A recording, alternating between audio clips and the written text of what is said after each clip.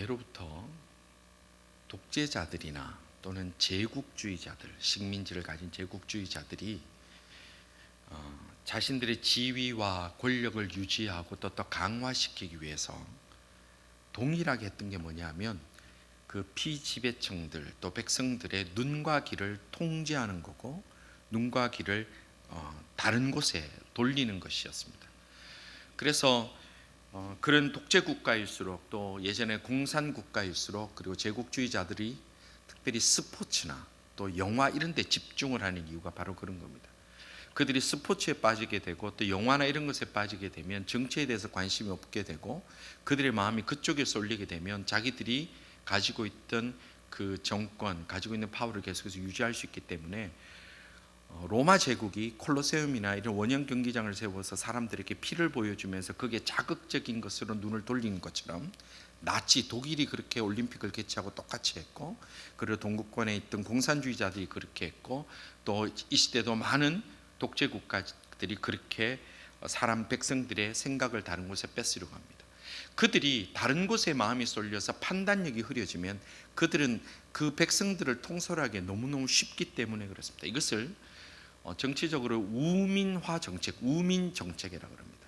The policies to keep the people ignorant. 사람들을 멍청하게 만든다. 여러분들 ignorant한 단어를 아시지 않습니까? 무식하게 만든다는 거예요. 이것은 일제가 우리나라에게 했던 정책이었고, 지금도 북한이나 중국이나 모슬렘권이나 많은 독재 국가들이 여전히 이 정책들을 실시하고 있습니다. 먼저 인터넷을 통제하고 검열하고 삭제하고 막아서 사람들이 무엇이 옳고 그른지를 분별하지 못하도록 막아놓고, 그들을 다른 곳에 마음을 뺏기게 하고 마음대로 조정하려고 하는 그것들이 바로 그런 일들입니다.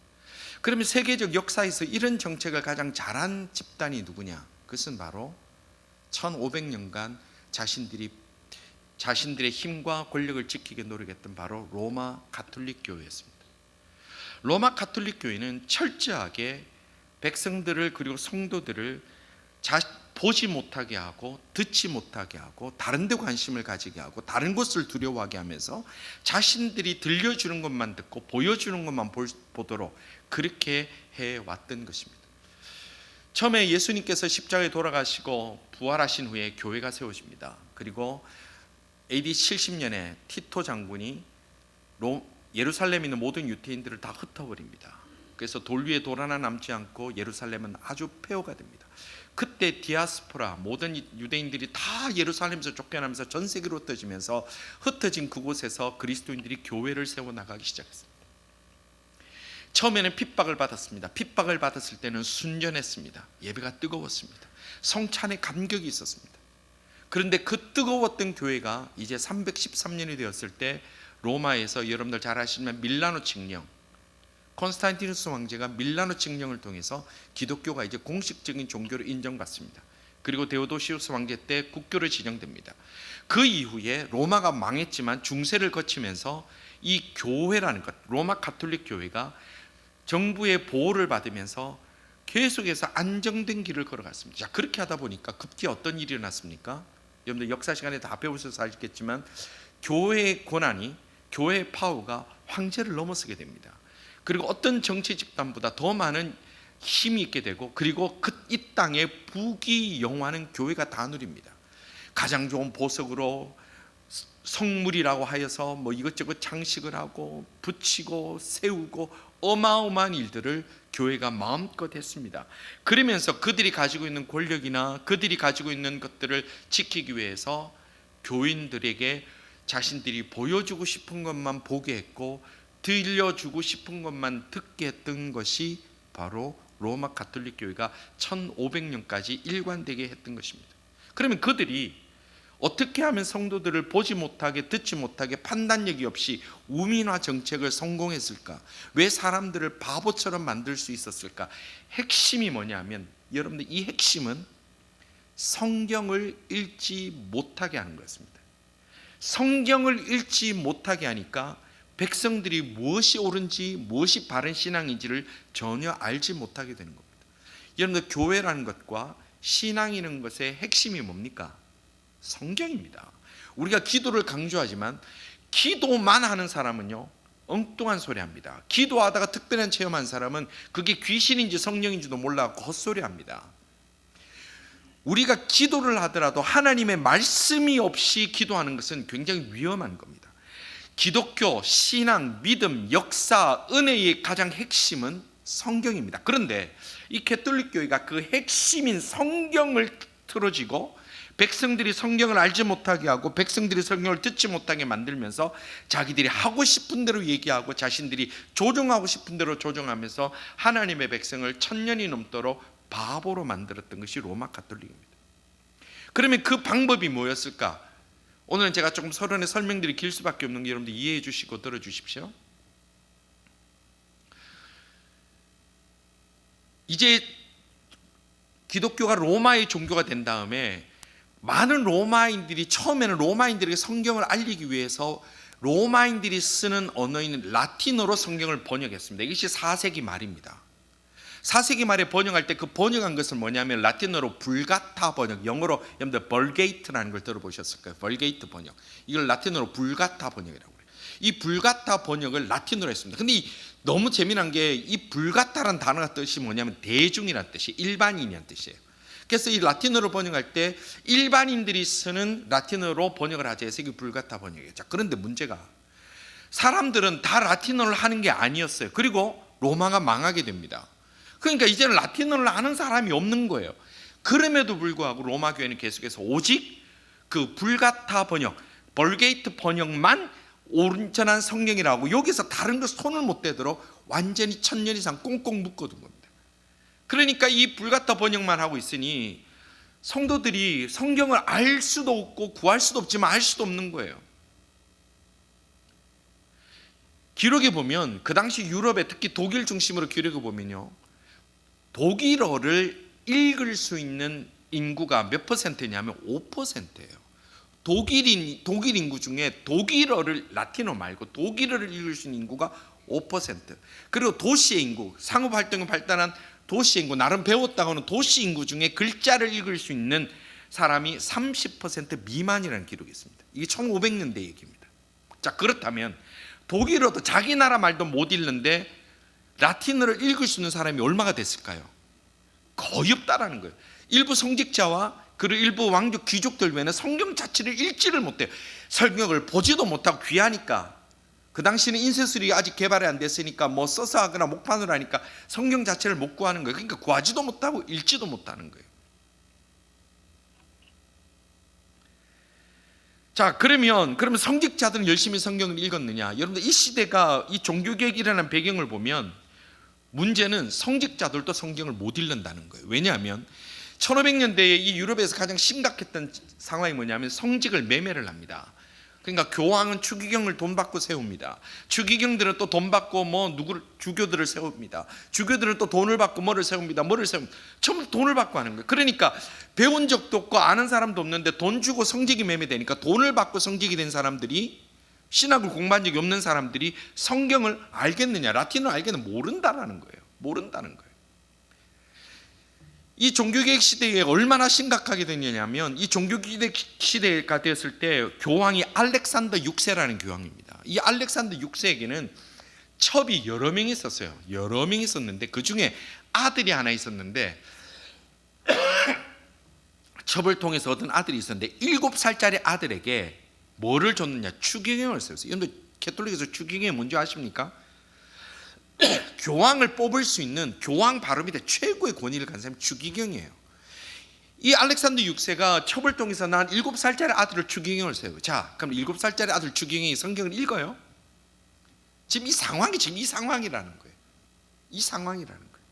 자, 또 하나 더 심각한 게 불을 붙인 사건이 있었습니다. 뭡니까? 여러분들 잘 아시는 것처럼 면죄부 문제. 이건 면죄부가 사실은 정확하게 번역하면 면죄부가 아니라 면벌부예요. 그러니까 죄를 면하는 게 아니라 죄는 지었지만 벌을 면한다는 거예요. 벌을 면한다. 이게 원뜻인데 이 면죄부를 판매합니다. 이 면죄부가 언제부터 판매됐느냐? 일찍부터 판매됐어요. 언제부터? 십자군 전쟁 이후부터 판매되는 거예요.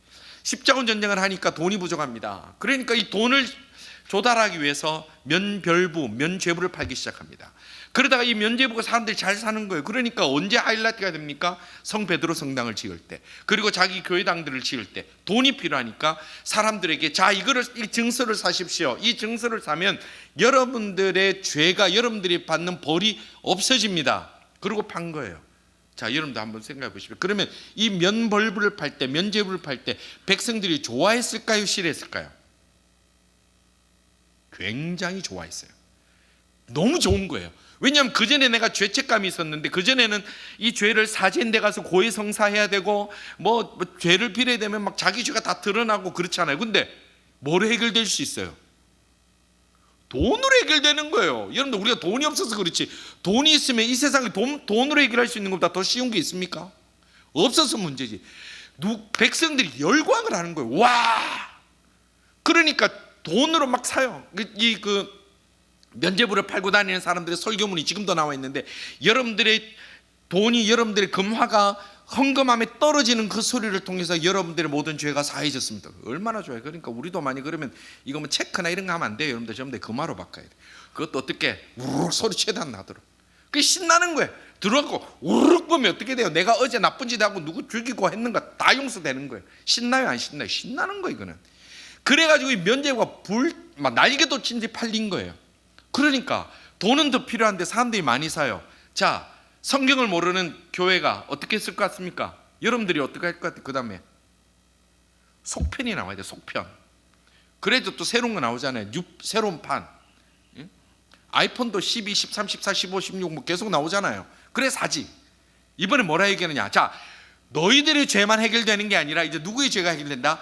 너희들의 죽은 조상들의 죄까지 해결된다. 그래서 그 조상들이 지금 연옥이 있는데, 너희들이 지금 이 면벌부를 사서, 면죄부를 사서, 너희들이 조상들이 지금 지옥 가기 직전인 그 조상들이 지금 연옥에 있을 때 이거를 사가지고 교회에 헌금을 하면 그 조상들도 지옥에 안 가고 다 천국 간다. 야, 내 죄는 이미 돈으로 다 해결했는데 그래도 돈이 남아. 그럼 뭐해요? 조상들 면벌부도 또 사는 거예요. 면죄부를 사는 거예요. 그러니까 돈이 쌓이고 쌓이고 쌓이고 또 쌓이는 거예요. 지금 이 시대도 그 짓 하는 이단들 많아요, 여러분들. 남미에 지금도 면죄부 있는 거 여러분 아십니까? 인터넷 가서 쳐보십시오. 지금도 있어요. 지금도 그걸 파는 미친 정신 나간 사람들이 아직도 있어요. 사람들이 돈으로 해결하고 싶어요. 그것은 우리도 마찬가지예요. 이 당시 1500년 당시 이 로마 교회가 이렇게 타락하고 역사상 이거보다 더 부패할 수 없는 상황이 되었을 때에, 그때에 제발 좀 이런 짓 좀 하지 말고, 제발 좀 이런 짓 좀 하지 말고 우리가 성경에 가르친 대로 좀 돌아갑시다라고, 그 로마 교회가, 로마 카톨릭이 잘못하고 있는 것에 대해서 반박문을 게시하면서 시작되었던 것이 1517년 10월 31일 마틴 루터가 자기가 섬기던 그 교회당 문 앞에 99개 반박문을 붙이면서 시작된 종교개혁이라는 겁니다. 이것은 유럽의 개혁이라는 것보다 혁명이라고 말하는 것은 맞습니다. 성경에도 보면 타락한 시대에 하나님을 사랑하고 하나님을 두려워하는 자들이 시작한 개혁들이 많이 있습니다. 여러분, 성경에도 종교개혁들이 여러 사건들이 일어납니다.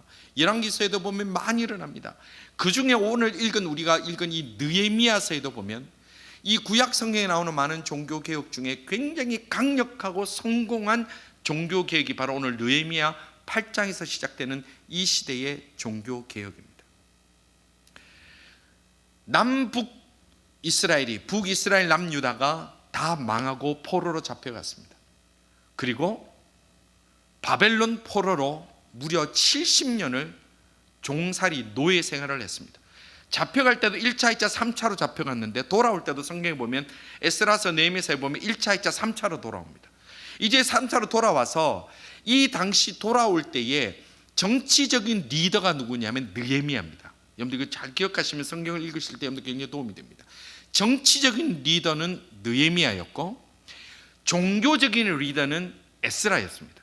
그래서 이 느헤미야와 에스라가 이 돌아와서 무엇을 했느냐, 무너진 예루살렘 성벽을 다시 재건하고 성을 이제 다시 만들고 사람들이 거주할 수 있도록 이런 작업들을 했습니다. 근데 이제 이 작업이 이제 거의 마무리가 되어 갑니다. 이제 돌아왔던 포로 생활했던 사람들이 돌아와서 이제 그 성을 마무리하는 시간이 됐을 때 이제 명절이 됩니다. 오늘 7월이라고 되어 있는데 이것은 유대인들의 새해 같은 날입니다. 새해. 이들이 다 모였습니다. 그리고 이들이 다 모여서 한 자리에 모여서 이제 백성들이 축제를 하는 가운데 그들이 하나를 먼저 에스라에게 요구를 합니다. 그것이 뭐냐면 오늘 보면 읽은 1절 말씀입니다. 우리 1절을 다시 한번 주목해서 봅니다. 이스라엘 자손이 자기들의 성읍에 거주하였더니 일곱째 달에 이르러 모든 백성이 일제히, 일곱째 달이라는 것은 그 유대인 새해가 되었을 때를 얘기를 하는 거예요. 일곱째 달이 이르러 모든 백성이 일제히 수문이 뭐냐, 워터게이트. 예전에 사고 일어났던 그 워터게이트 같은 뜻이에요. 워터게이트 앞 광장에 모여 학사 에스라에게 여호와께서 이스라엘에 명하신 모세의 율법을 가져오기를 청하매. 자, 보십시오. 이제 포로로 잡혀갔던 사람이 예루살렘으로 돌아왔습니다. 그리고 이제 성을 짓고 성벽을 다시 새롭게 합니다. 그리고 나서 이제 새해가 돼서 온 성도들이, 온 백성들이 워터게이트 앞에 모였습니다. 광장 앞에 모였습니다. 그 모인 그들이 무엇을 얘기를 했느냐? 에스라에게 우리가 지난 70년간 하나님의 말씀을 들은 적이 없습니다. 우리의 조상들이 하나님의 말씀이 있다는 얘기는 제가 들었는데, 그래서 이렇게 명절은 지키고 절기는 지키지만 우리가 하나님의 말씀을 들은 적이 없습니다. 에스라 선생님, 제사장이요, 제발 성경을 좀 가져와서 우리에게 들려주십시오라고 백성이 요구를 한 거예요. 이게 얼마나 감사한지 몰라요. 여러분들, 개혁이라는 것은, 혁명이라는 것은 한두 사람이 몸부림친다고 되는 게 아닙니다. 백성이 함께 할 때 되는 거예요. 교회의 변화는 목사님, 장로님, 직분자들이 미친 듯 뛴다고 되는 게 아니라 예배에 참여하는 우리 모두가 하나님 나라에 대한 강력한 소망이 없으면 아무 소용없는 짓입니다. 잠깐 반짝은 할 수 있지만 순식간에 다 없어지는 거예요. 여러분들, 가정의 어려움을 겪습니다. 엄마 아빠만 죽으라고 가정 살리려고 노력한다고 다 됩니까? 자녀들이 함께 해야 그 가정이 일어나는 거예요. 회사도 마찬가지예요. 교회도 마찬가지예요. 믿음도 마찬가지예요.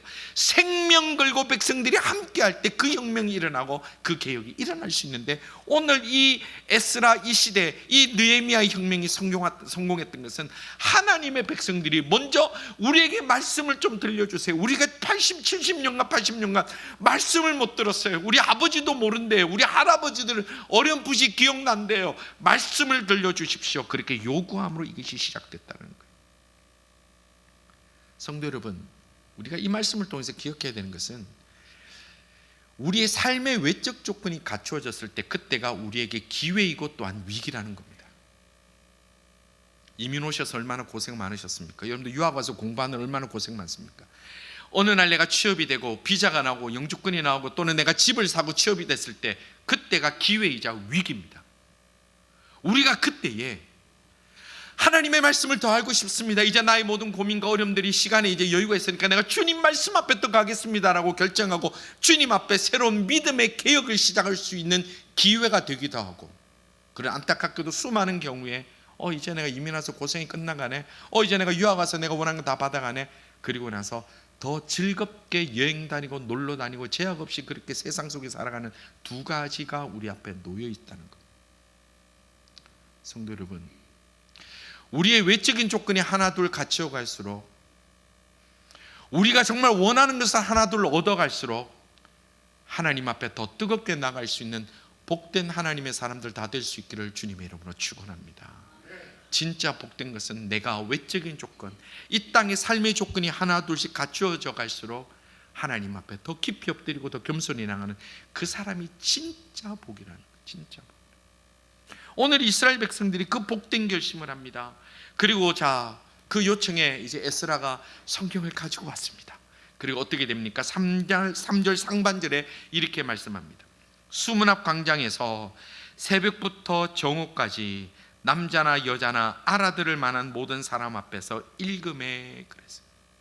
자, 새벽부터 정오까지 몇 시간이죠? 6시간. 6시간을 지금 성경을 읽었어요. 자, 그럼 백성들 어떻게 됐습니까? 아이고, 아무리 성경 읽으려 하더니 좀 작작 좀 하지, 그렇죠? 눈치도 없이. 그랬나요? 백성의 반응이 3절 하반절에 나옵니다. 뭇 백성이 그 율법책에 귀를 기울였는데, 그랬어요. 백성들이 사모함으로 나갔다는 거예요. 사모함으로.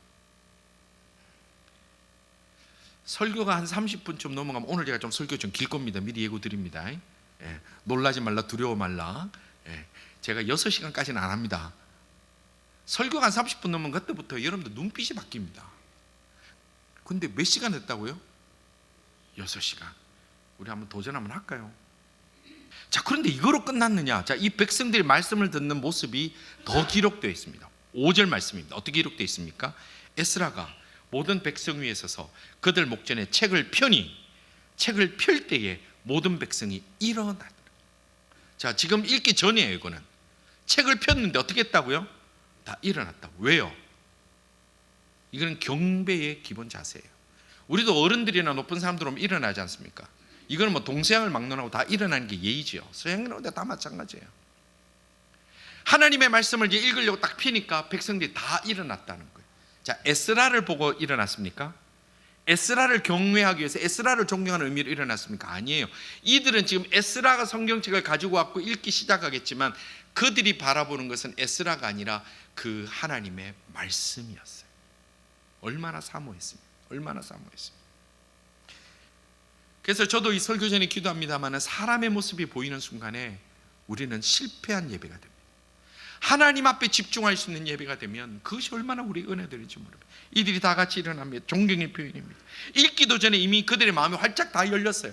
여러분들 예배 시작하기 전에 이미 마음이 열리면요, 그날은 하나님의 은혜가 강수처럼 부어지는 날인 줄 믿고 여러분들 마음을 먼저 활짝 열고, 그래서 기도할 때 시간 허겁지겁 오지 마시고 일찍 오셔서 하나님, 내가 마음을 엽니다. 주님 앞에 찬양합니다. 우리 영국 형제 준비하여 찬양하는 그 찬양에 함께 은혜 받으면서 우리 마음을 열고 주님 앞에 나갑니다 할 때 하나님께서 그날 설교가 어찌됐든 예배가 어찌됐든 뭐 어떤 상황이든 하나님께서 강수와 같은 은혜를 부어주실 줄 믿고 마음을 열고 주님 앞에 나가는 하나님의 사람들 다 되시기를 주님의 이름으로 축원합니다.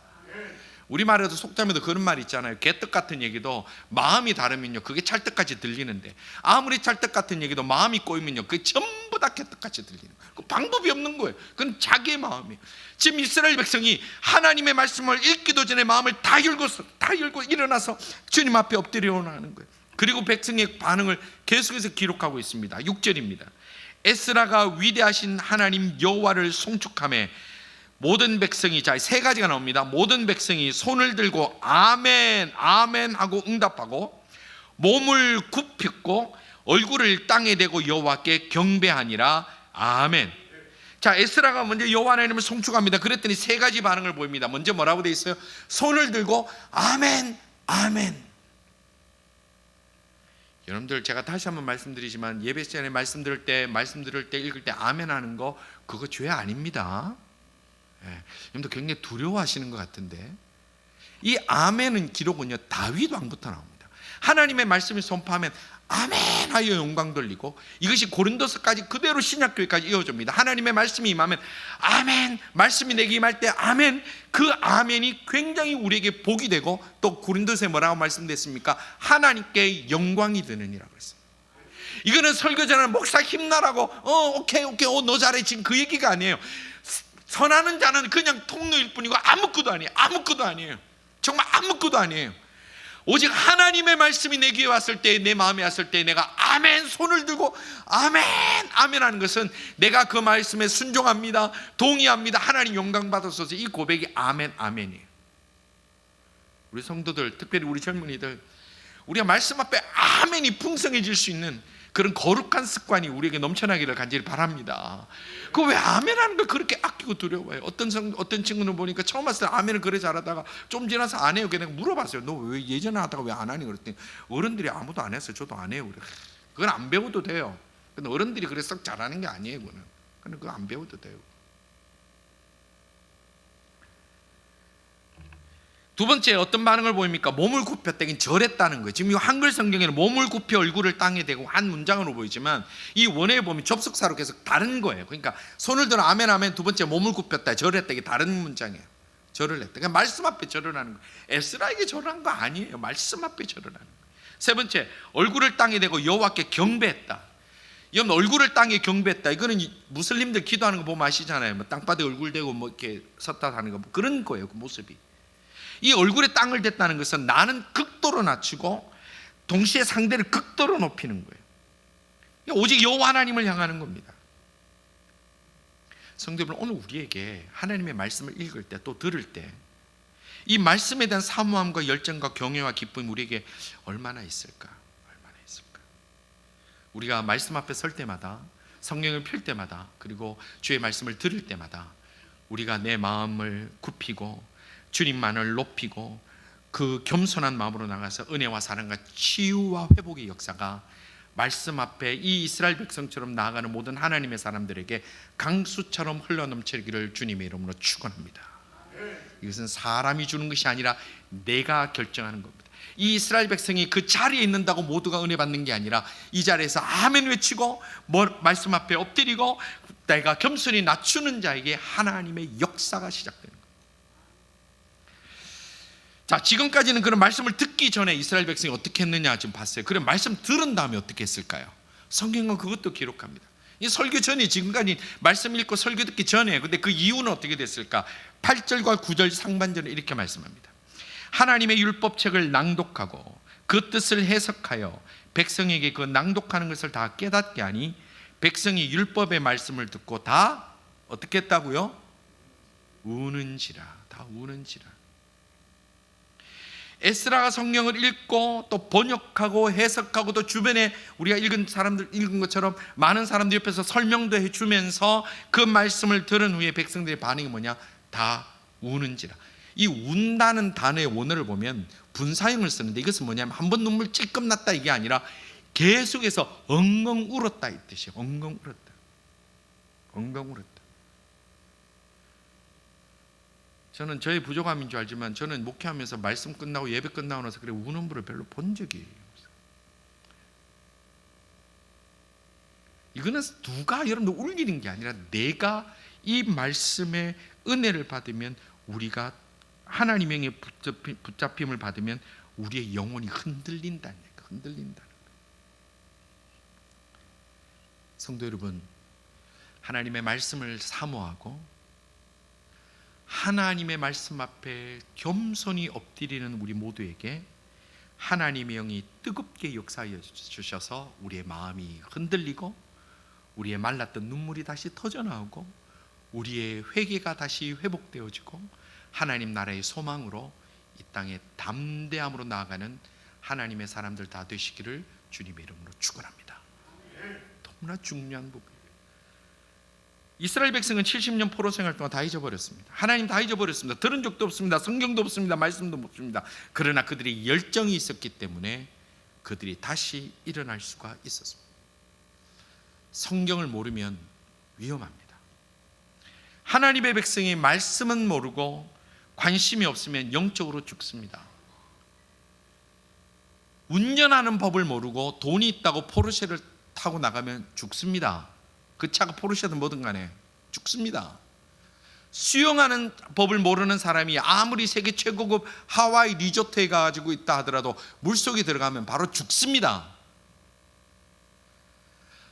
하나님을 믿는다고 하는 사람들이 성경을 모르고 교회의 전통과 관습에만 매여 있어서 내가 믿음 좋은 사람이라고 착각하고 살면 우리의 영혼은 죽습니다.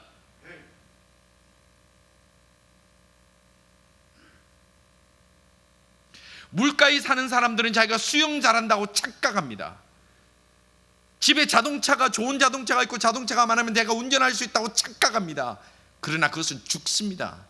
우리가 오늘 그런 사람들이라는 거예요.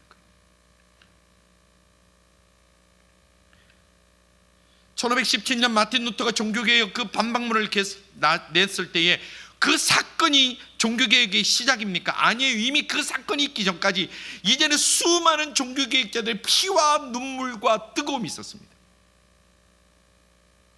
위클리프가 있었습니다.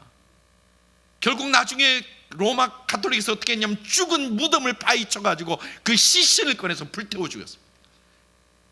얀 후스라고 있었습니다. 보헤미안 지역, 지금은 체코 지역입니다. 성경 번역을 했다고 그를 잡아서 짐승의 개처럼 사슬에 묶어서 기둥에 묶어놨다가 그 애가 끝까지 성경 번역에 대해서 의지를 굽히지 않으니까 산채로 나무 위에 장작에 올라가고 불태워 죽였습니다. 야누스 같은 이들이 발밑에 자기 살이 불에 타 올라오는 그 냄새를 맡으면서 그 고통 가운데 그들이 지키려고 했던 것이 뭐냐면 성경을 하나님의 백성들에게 읽히도록 하기 위하여 번역하는 것입니다. 오늘 그 종교개혁자들이 자기의 살이 타들어가는 냄새를 맡으면서 생명을 걸고 가족들이 위협을 받고 목이 날아가고 몸이 불타지고 죽었을지라도 무덤이 파헤쳐서 다시 불태워지는 그 일을 겪으면서도 그들이 원했던 것이 하나입니다. 성경으로 돌아가자는 것. 제발 성경을 읽게 해달라는 것. 마틴 루터가 가명을 쓰면서 숨어서 했던 것은 하나입니다. 성경을 독일어로 번역하는 거였어요. 성경을 돌려주기 위해서. 예전에는 가톨릭 교회가 성경을 읽지 못하도록 우리를 방해했다면 문제는 오늘 우리가 성경을 읽지 않는 이유는 우리의 게으름과 불신앙과 세상 드라마 때문에, 음악 때문에 할 일이 많아서 우리는 성경을 읽지 않고 있다는 겁니다. 예전에는 성경을 몰라서 그렇게 살았다는데 이제는 성경이 우리 손에 있는데도 우리는 그렇게 살아갑니다. 집에는 여러 가지 성경이 있는데도 들고 오기도 귀찮습니다.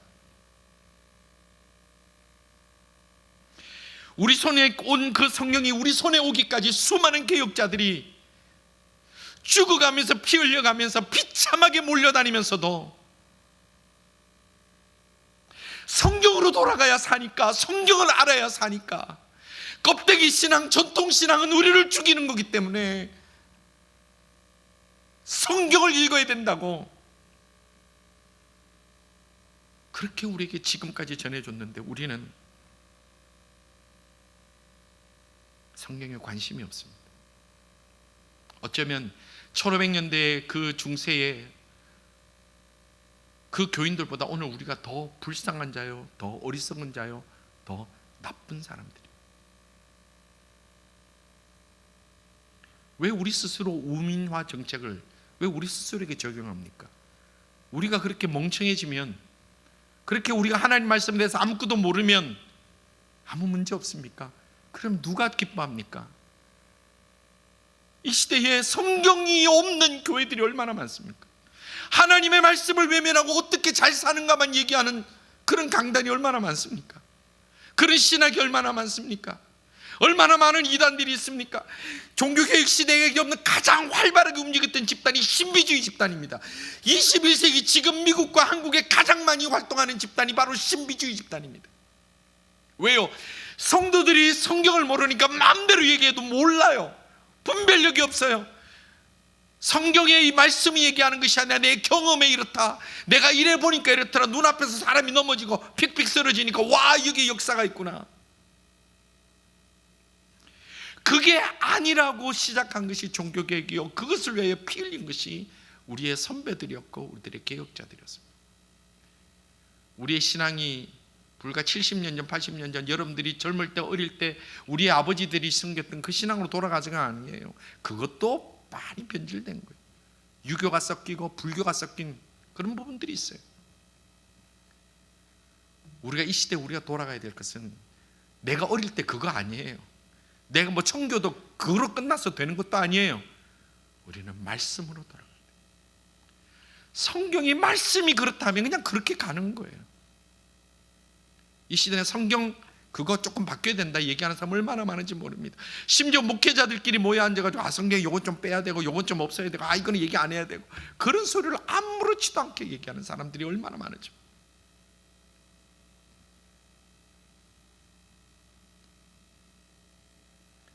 여러분들, 우리 손에 있는 이 성경책 그냥 온 거 아닙니다.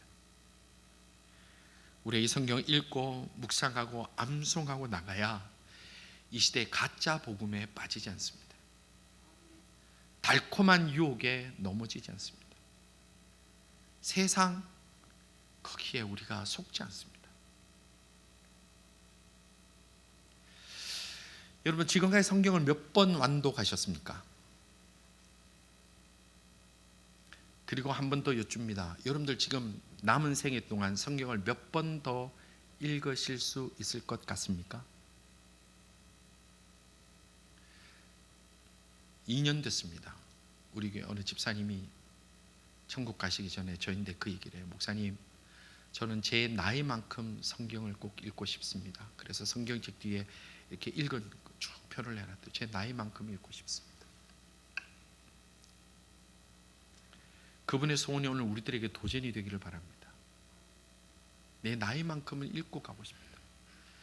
예전에는 우리를 못 듣게 했고 모르게 했고 바보를 만들었지만 이제는 내 스스로가 성경을 덮고 읽지 않고 알고 싶지도 않고 듣고 싶지도 않고, 그래서 어느 교회가 제일 사람들 많이 모입니까? 좋은 얘기하는 교회. 성경이 아니에요. 그냥 잘 사는 얘기하는 교회.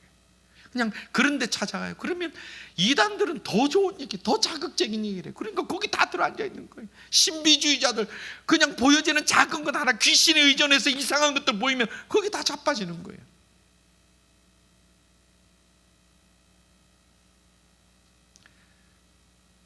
성도 여러분, 오늘은 종교개혁주일입니다. 오늘 우리의 종교개혁은 내가 시작할 수 있습니다. 여러분들이 가진 성경 오늘 집에 가서 펴십시오. 이 날이 여러분들의 종교개혁이 시작되는 날입니다. 개혁자들이 피 흘리며 성경을 우리에게 돌려줬던 그 귀한 피의 헌신들을 우리가 더럽히지 않고 이 시대에도 우리가 다시 말씀 앞에, 성경 앞에 벌거벗고 내가 서서 하나님이 나를 역사하시고 나를 새롭게 하시고 은혜 주심 앞에 뜨겁게 나아가는 참 바른 그리스도인으로 우리 함께 나아갈 수 있기를 주님의 이름으로 축원합니다. 기도드리겠습니다. 아버지 하늘, 성경을 마음껏 볼 수도 있고 읽을 수도 있고 들을 수도 있는데도 저희들이 그렇게 하지 않습니다. 용서하여 주옵소서. 그럼에도 우리가 마치 교회 생활 오래 하면 믿음 좋은 사람인 것처럼, 교회의 제도를 잘 알면 마치 경건한 사람인 것처럼 착각하며 여전히 하나님과 멀어져 있음을 불쌍히 여겨 주시옵소서. 성경을 펴며 하나님의 말씀 앞에 귀를 기울이고 예배 때마다 하나님의 말씀을 선포할 때 사모함으로 나아감으로 우리의 영혼이 새로워지며 우리의 인생이 새로워지며 주님 앞에 서는 날까지 부끄러움 없이 달려갈 수 있는 저희 모두가 되도록 우리 주님 역사하여 주시옵소서. 우리 성도들 한 사람 한 사람 기억하시사 하나님의 말씀을 배워가며 아는 것에 집중하며 기뻐하기를 원하옵고, 하나님이여 저희들을 불쌍히 여겨 주시옵소서. 예수님 이름으로 기도드리옵나이다. 아멘.